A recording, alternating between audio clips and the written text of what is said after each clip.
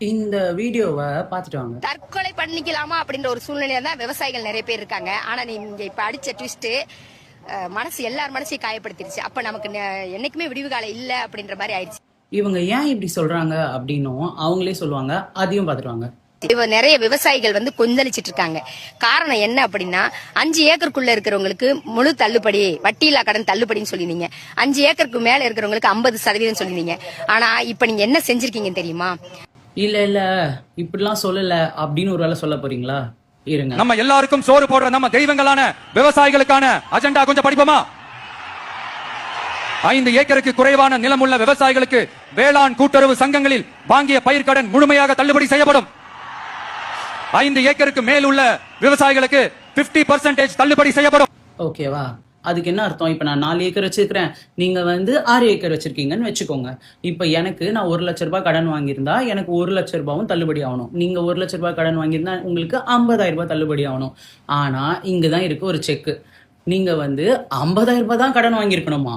அப்பதான் இதெல்லாம் அப்ளிகபிளாம். ஸோ இப்போ நான் 50,000 ரூபாய் வாங்கலையா, நான் 50,000 ரூபாய்க்கு மேலே வாங்கியிருக்கேன்னா 1 லட்சம் ரூபாய் வாங்கினால எனக்கு 10,000 ரூபாய் தான் வேவர், உங்களுக்கு 5,000 ரூபாய் தான் வேவர். ஓகேவா? 50,000 அதுக்கு கீழேயோ வாங்கினவங்களுக்கு மட்டும்தான் ஃபுல்லான வேவர். ஓகேவா? இதை கூட விடுங்க. இதெல்லாம் விட ஒரு இன்னொரு கேவலமான பாயிண்ட் இருக்கு. அது என்ன தெரியுமா? பீரியட் இருக்கு. எப்பத்துல இருந்து எப்போ வரைக்கும்னு. லாஸ்ட் இயர் மேல இருந்து இந்த வருஷம் பிப்ரவரி வரைக்கும் வாங்கினவங்களுக்கு மட்டும்தான் இந்த இதுவே. அதுக்கு முன்னாடி வாங்கின ஃபார்மர்ஸ்க்குலாம் எந்த தள்ளுபடியும் கிடையாது.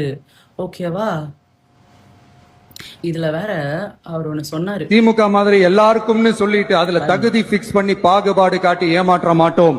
ஆனா அதுக்கு இவங்க ஒண்ணு சொல்றாங்க. இதுக்கு முன்னாடி இருந்த ஆட்சியாவது திமுகவா இருக்கட்டும் அதிமுகவா இருக்கட்டும் அவங்க தள்ளுபடி சொன்னதை அவங்களால செஞ்சாங்க. நீங்க என்ன செஞ்சிருக்கீங்க அப்படிங்கறத கொஞ்சம் பரிசீலனை பண்ணலாம்னு நினைக்கிறேன். ஏன்னா விவசாயிகள் இருந்தா மட்டும்தான் உங்களுக்கு சாப்பாடு கிடைக்கும். ஆனா அந்த விவசாயிகள் அடிவயத்திலே கை வைக்கிறீங்க. இதை கொஞ்சம் யோசிச்சு இன்னொரு பரிசீலனை பண்ணி தள்ளுபடின்னு சொன்னதை நீங்க சொன்ன மாதிரி செஞ்சா எல்லா விவசாயிகளுக்கும் நல்லது.